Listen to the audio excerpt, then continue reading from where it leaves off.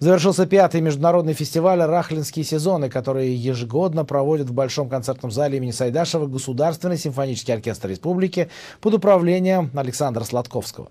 Фестиваль посвящен памяти создателя Татарского симфонического оркестра, его первого художественного руководителя и главного дирижера Натана Рахлина.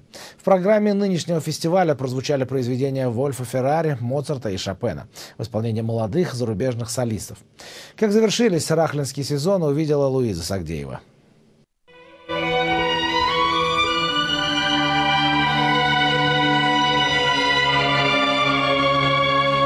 С каждым годом музыкальная география международного фестиваля «Рахлинские сезоны» становится шире. 5-й юбилейный фестиваль собрал на одной сцене ведущих музыкантов из Бразилии, Италии, Франции и Америки. Но главный подарок ждал слушателей на заключительном концерте. В завершении «Рахлинских сезонов» симфонический оркестр Татарстана представит казанской публике 9-ю симфонию Густава Малера.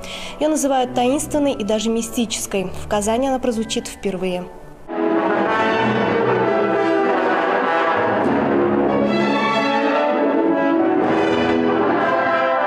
В 4 частях произведения Густав Малер рассказал о целой жизни, о бесконечной борьбе. Здесь взлеты, падения, радости и печали, страсти, покой. Красной нитью симфонии идет бесконечная любовь к жизни, сила которой передается от дирижера к оркестру, от оркестра к залу. Я с радостью, потому что прекрасный был концерт. Исполнение чудес. Возможно, от этого ее и называют мистической. Сила этой любви достигает каждого слушателя, взрывается с последними аккордами и превращается в бурные овации. Шедевральную 9-ю симфонию посвятили отцу-основателю оркестра Натану Григорьевичу Рахлину. Ведь именно под его управлением у оркестра в далеких 60-х начала складываться малерская коллекция.